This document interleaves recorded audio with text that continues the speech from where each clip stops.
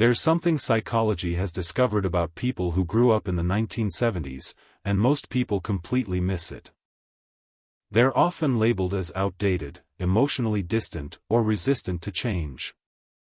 But psychology shows that this label couldn't be more wrong. If you grew up in the 1970s, this might explain your mind in a way no one ever has before.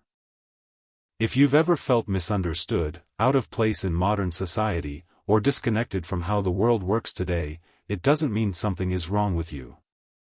In many cases, it means your brain developed under very different conditions.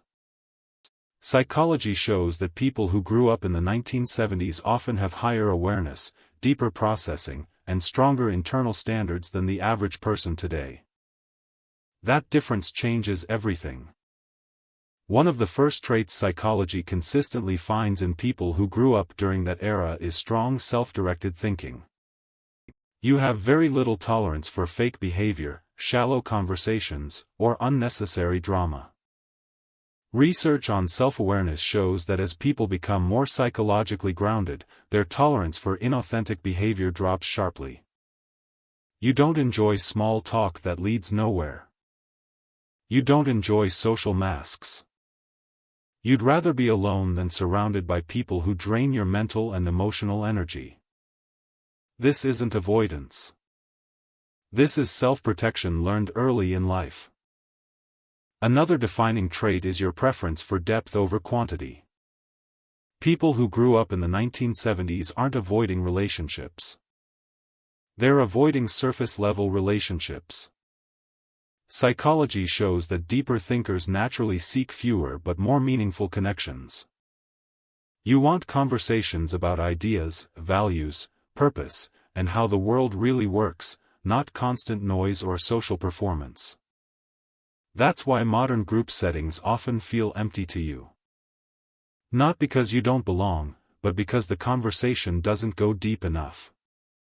You also have a nervous system that processes the world differently. Psychology refers to this as deep processing. Your brain handles more information than most people realize. Social interaction costs you energy because you naturally read emotional cues, analyze tone, and sense meaning beneath words. Research shows that people with this type of brain wiring need more recovery time after social interaction. Solitude isn't isolation for you. It's how your nervous system resets and stays balanced. Another powerful trait is your low reliance on external validation. Psychology shows that people who grew up in the 1970s often don't depend on constant social feedback to feel stable. You learned early how to entertain yourself, solve problems independently, and sit with your own thoughts. You don't need approval to exist comfortably. To others, this can look distant or detached, but psychologically, it's a sign of inner stability and strength. You also tend to be extremely selective about trust. This trait comes from experience.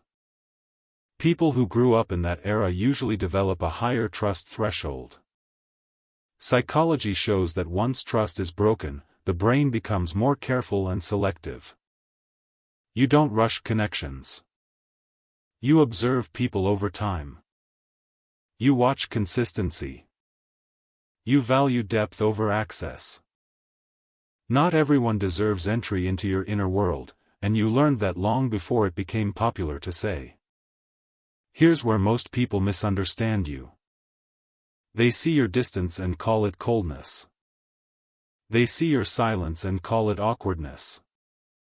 They see your independence and call it detachment.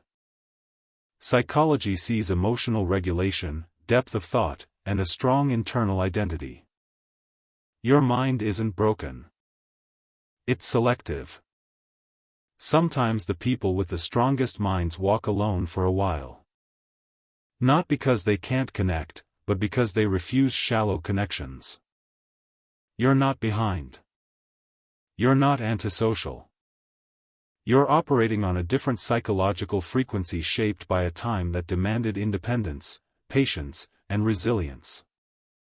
The traits that make you feel out of place in today's fast, noisy world are the same traits that create wisdom, clarity, and inner strength over time. Depth has always felt lonely in a shallow world. If this felt personal, comment, "This explains me." And if you want psychology content that explains your personality in ways school never taught you, subscribe to your hidden psyche, because the next video might reveal something about yourself you've never realized.